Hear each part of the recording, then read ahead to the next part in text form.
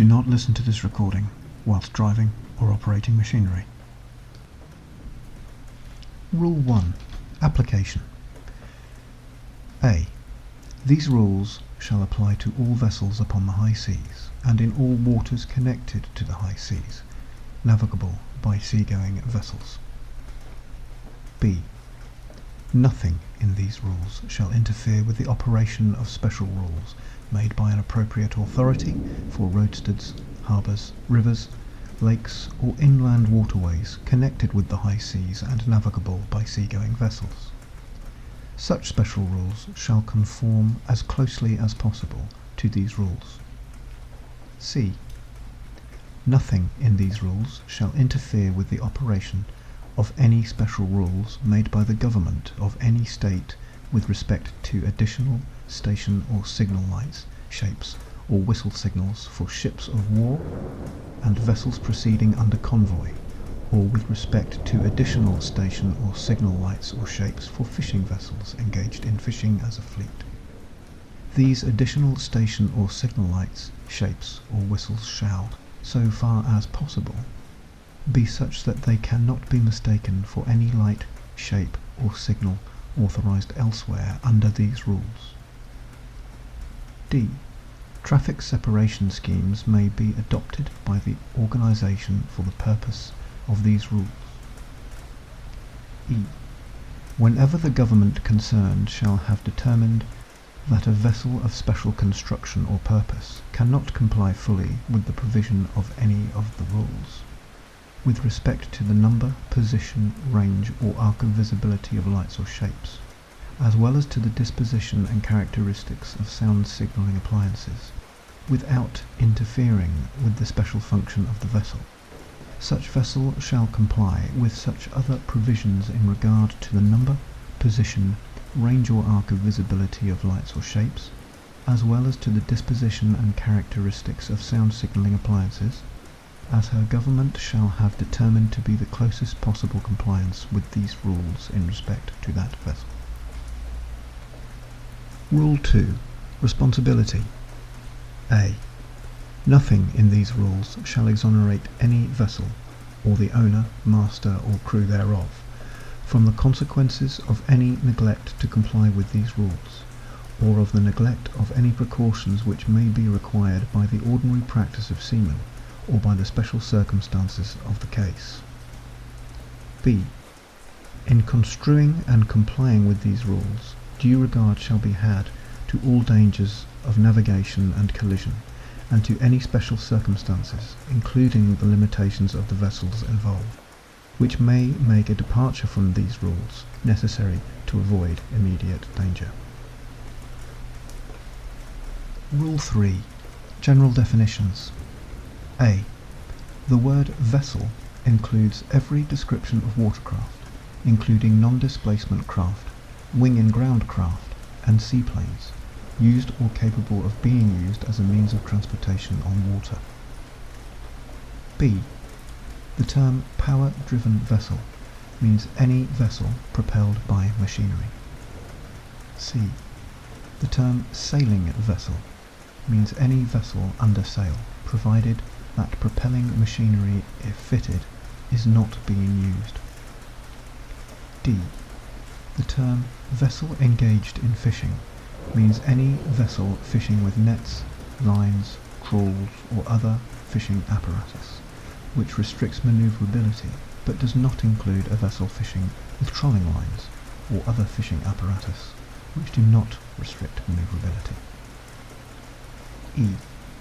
The term seaplane includes any aircraft designed to manoeuvre on the water. F. The term vessel not under command means a vessel which through some exceptional circumstance is unable to manoeuvre as required by these rules, and is therefore unable to keep out of the way of another vessel. G. The term vessel restricted in her ability to manoeuvre means a vessel which from the nature of her work is restricted in her ability to manoeuvre as required by these rules, and is therefore unable to keep out of the way of another vessel. The term vessels restricted in their ability to manoeuvre shall include but not be limited to a vessel engaged in laying, servicing or picking up a navigation mark, submarine cable or pipeline, a vessel engaged in dredging, surveying or underwater operations, a vessel engaged in replenishment of transferring persons, provisions or cargo while underway, a vessel engaged in launching or recovery of aircraft, a vessel engaged in mine clearance operations, a vessel engaged in towing operations such as severely restricts the towing vessel and her tow in their ability to deviate from their course. H. The term vessel constrained by her draft means a power-driven vessel which, because of her draft in relation to the available depth of water, is severely restricted in her ability to deviate from the course she is following. I. The word underway means that a vessel is not at anchor or made fast to the shore or the ground. J. The words length and breadth of a vessel mean her length and overall greatest breadth. K. Vessel shall be deemed to be in sight of one another only when one can be observed visually from the other. L. The term restricted visibility means any condition in which visibility is restricted by fog, mist, falling snow, heavy rainstorms, sandstorms, or any other similar causes. M. The term wing-in-ground craft means a multi-model craft which, in its main operational mode, flies in close proximity to the surface by utilizing surface effect action. Rule 4. Application. Rules apply in any conditions of visibility to all vessels. Rule 5. Lookout. Every vessel shall at all times maintain a proper lookout by sight and hearing, as well as by all available means appropriate in the prevailing circumstances and conditions, so as to make a full appraisal of the situation and or the risk of collision. Rule 6. Safe speed. Every vessel shall at all times proceed at a safe speed so that she can take proper and effective action to avoid a collision, and be stopped within a distance appropriate to the prevailing circumstances and conditions. In determining the safe speed, the following factors shall be among those taken into account. A. By all vessels. The state of visibility. The traffic density, including concentrations of fishing vessels or any other vessels. The manoeuvrability of the vessel with special reference to stopping distance and turning ability in the prevailing conditions. At night, the presence of background light, such as from shore lights or from backscatter of her own lights. The state of wind, sea and current, and the proximity of navigational hazards. The draft of the vessel in relation to the available depth of water. B. Additionally by vessels with operational radar. The characteristics, efficiency and limitations of the radar equipment. Any constraints imposed by the radar range scale in use. The effect on radar detection of the sea state, weather and other sources of interference. The possibility that small vessels, ice and other large floating objects may not be detected by radar at an adequate range. The number, location and movements of vessels detected by radar. The more exact assessment of the visibility that may be possible when radar is used to determine the range of vessels or other objects in the vicinity. Rule 7. Risk of collision. A. Every vessel shall use all available means appropriate to the prevailing circumstances and conditions to determine if risk of collision exists. If there is any doubt, such risk shall be deemed to exist. B. Proper use shall be made of radar equipment if fitted and operational, including long-range scanning, to obtain early warning of risk of collision and radar plotting or equivalent systematic observations of detected objects. C. Assumptions shall not be made on the basis of scanty information, especially scanty radar information. D. In determining if risk of collision exists, the following considerations shall be among those taken into account. Such risk shall be deemed to exist if the compass bearing of an approaching vessel does not appreciably change. Such risk may sometimes exist even when an appreciable bearing change is evident, particularly when approaching a very large vessel or a tow, or when approaching a vessel at close range. Rule 8. Action to avoid a collision. A. Any action taken to avoid a collision shall be taken in accordance with the rules of this part and shall, if the circumstances of the case admit, be positive, made in ample time, and with due regard to the observance of good seamanship. B. Any alteration of course and or speed to avoid a collision shall, if the circumstances of the case admit, be large enough to be readily apparent to the other vessel being observed visually or by radar. A succession of small alterations of course and or speed should be avoided. C. If there is sufficient sea room, alteration of course alone may be the most effective action to avoid a close quarters situation, provided that it is made in good time, is substantial, and does not result in another close quarters situation. D. Action taken to avoid a collision with another vessel shall be such as to result in passing at a safe distance. The effectiveness of the action shall be carefully checked until the other vessel is finally passed and clear. E. If necessary to avoid collision or allow more time to assess the situation, a vessel shall slacken her speed or take all way off by stopping or reversing her means of propulsion. F. A vessel which, by any of these rules, is required not to impede the passage or safe passage of another vessel shall, when required by the circumstances of the case, take early action to allow sufficient sea room for the safe passage of the other vessel.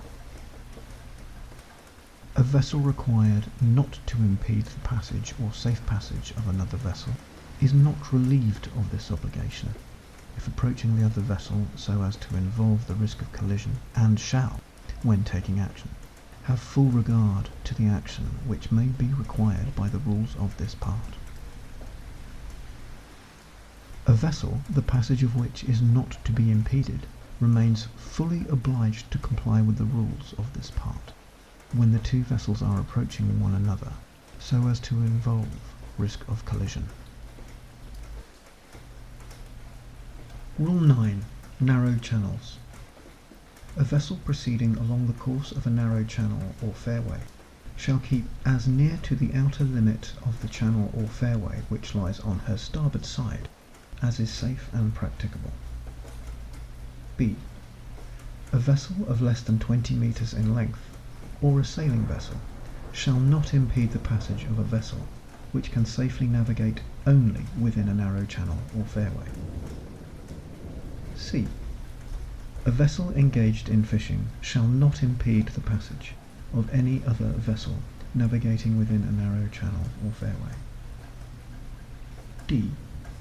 A vessel shall not cross a narrow channel or fairway if such crossing impedes the passage of a vessel which can safely navigate only within such channel or fairway.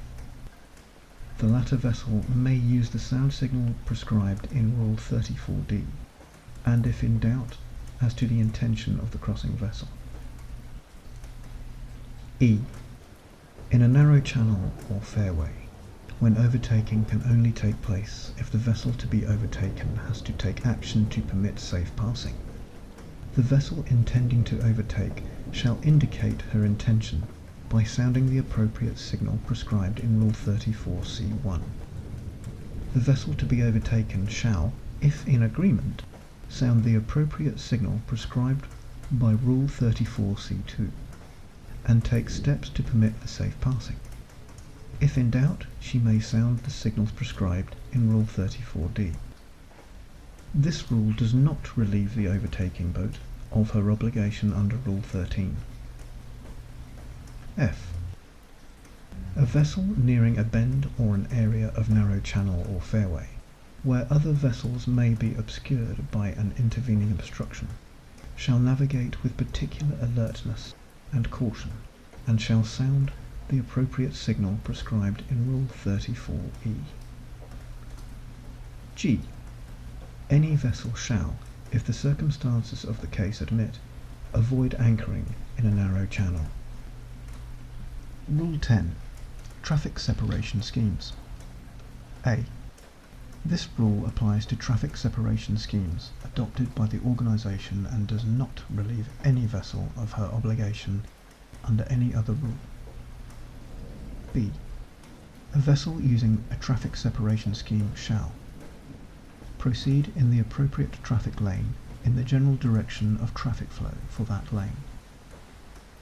So far as practicable, keep clear of a traffic separation line or separation zone. Normally join or leave a traffic lane at the termination of the lane, but when joining or leaving from either side, shall do so at as small an angle as possible to the general direction of traffic flow as practicable. C.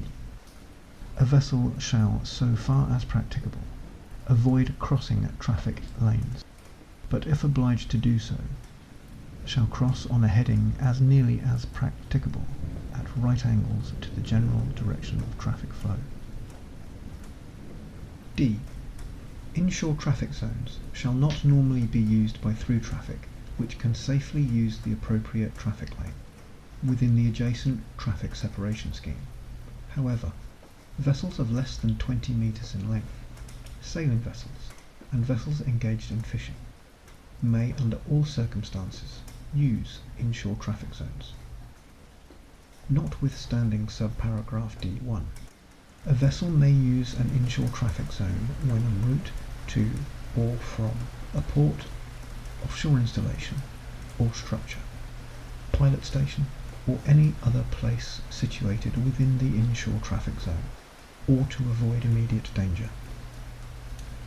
E.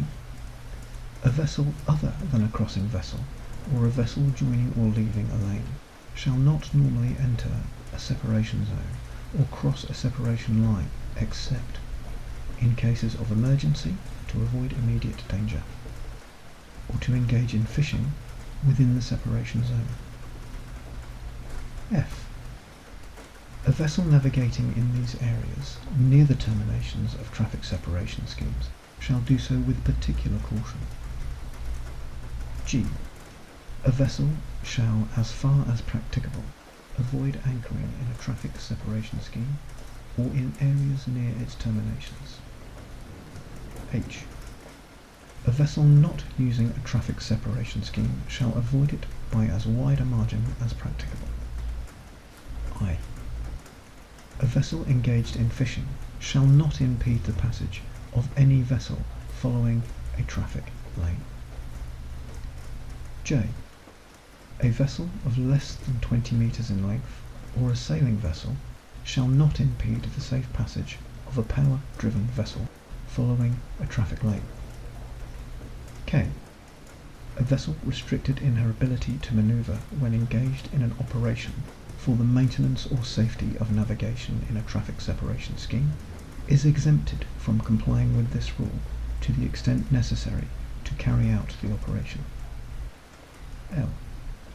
A vessel restricted in her ability to manoeuvre when engaged in an operation for the laying, servicing, or picking up of a submarine cable within a traffic separation scheme is exempted from complying with this rule to the extent necessary to carry out the operation.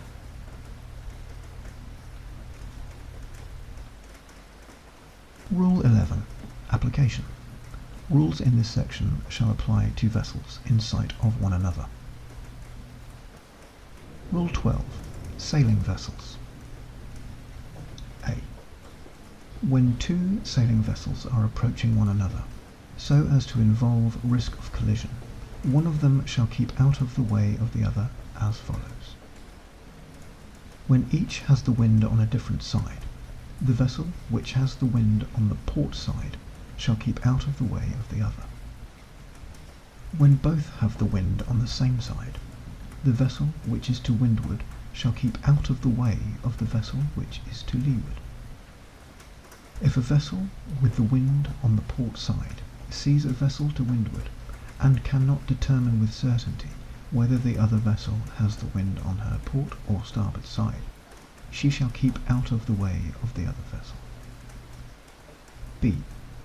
For the purposes of this rule, the windward side shall be deemed to be the side opposite to that on which the mainsail is carried, or, in the case of a square-rigged vessel, the side opposite to that on which the largest fore and aft sail is carried.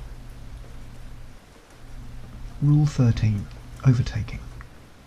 A. Notwithstanding anything contained in the rules of Part B, Sections 1 and 2, any vessel overtaking any other shall keep out of the way of the vessel being overtaken. B. A vessel shall be deemed to be overtaking when coming up with another vessel from a direction more than 22.5 degrees abaft her beam, that is, in such a position with reference to the vessel she is overtaking, that at night she would be able to see only the stern light of that vessel, but neither of her side lights. C. When a vessel is in any doubt as to whether she is overtaking another, she shall assume that this is the case and act accordingly. D.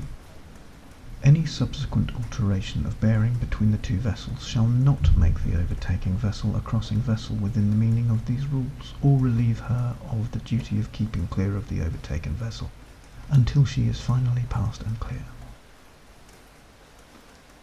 Rule 14. Head-on situation. A.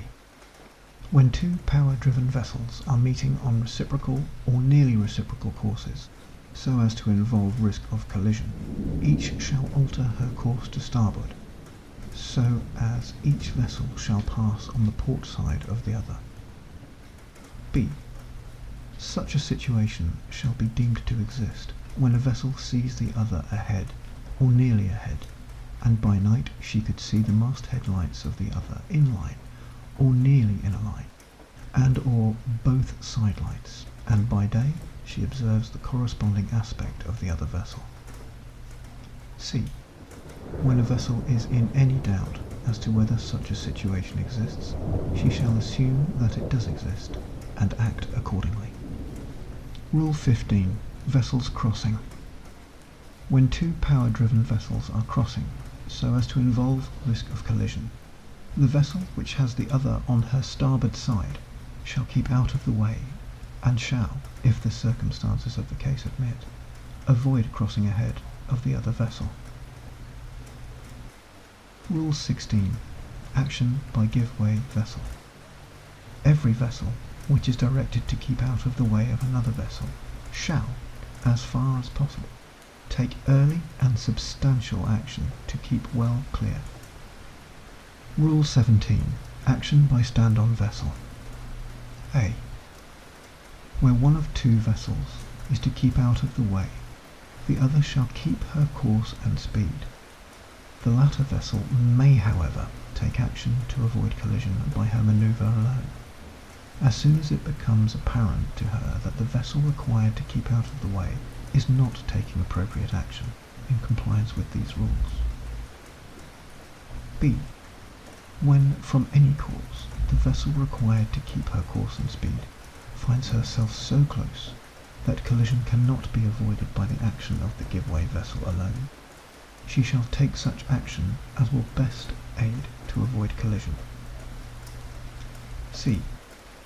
A power-driven vessel which takes action in a crossing situation in accordance with subparagraph A2 of this rule to avoid collision with another power-driven vessel shall, if the circumstances of the case admit, not alter course to port for a vessel on her own port side. D. This rule does not relieve the give-way vessel of her obligation to keep out of the way. Rule 18. Responsibilities between vessels. Except where Rules 9, 10 and 13 otherwise require. A. A power-driven vessel under way shall keep out of the way of a vessel not under command, a vessel restricted in ability to manoeuvre, a vessel engaged in fishing, a sailing vessel. B. A sailing vessel under way shall keep out of the way of a vessel not under command, a vessel restricted in ability to manoeuvre, a vessel engaged in fishing. C. A vessel engaged in fishing when under way shall, so far as possible, keep out of the way of a vessel not under command, a vessel restricted in her ability to manoeuvre. D. Any vessel other than a vessel not under command, or a vessel restricted in her ability to manoeuvre shall, if the circumstances of the case admit, avoid impeding the safe passage of a vessel constrained by her draft, exhibiting the signals in Rule 28. A vessel constrained by her draft shall navigate with particular caution, having full regard to her special condition. E. A seaplane on the water shall, in general, keep well clear of all vessels, and avoid impeding their navigation. In circumstances, however, where risk of collision exists, she shall comply with the rules of this part. F. A wing in ground craft, when taking off, landing and in flight near the surface, shall keep well clear of all other vessels and avoid impeding their navigation. A wing in ground craft operating on the water surface shall comply with the rules of this part as a power-driven vessel. Rule 19. Conduct of vessels in restricted visibility. A. This rule applies to vessels not in sight of one another when navigating in or near an area of restricted visibility. B. Every vessel shall proceed at a safe speed adapted to the prevailing circumstances and conditions of restricted visibility. A power-driven vessel shall have her engines ready for immediate manoeuvre. C. Every vessel shall have due regard to the prevailing circumstances and conditions of restricted visibility when complying with the rules of Section 1 of this part. D. A vessel which detects by radar alone the presence of another vessel shall determine if a close quarters situation is developing and/or a risk of collision exists. If so, she shall take avoiding action in ample time, provided that when such action consists of an alteration of course, so far as possible the following shall be avoided: an alteration of course to port for a vessel forwards of the beam, other than for a vessel being overtaken; an alteration of course towards a vessel abeam or abaft the beam. E. Except where it has been determined that a risk of collision does not exist, every vessel which hears apparently forwards of her beam the fog signal of another vessel, or which cannot avoid a close quarters situation with another vessel forwards of her beam, shall reduce her speed to the minimum at which she can be kept on her course. She shall, if necessary, take all her way off, and in any event navigate with extreme caution until danger of collision is over. Here ends Captain Matt's Colregs While You Sleep 1 to 19. Thank you for listening.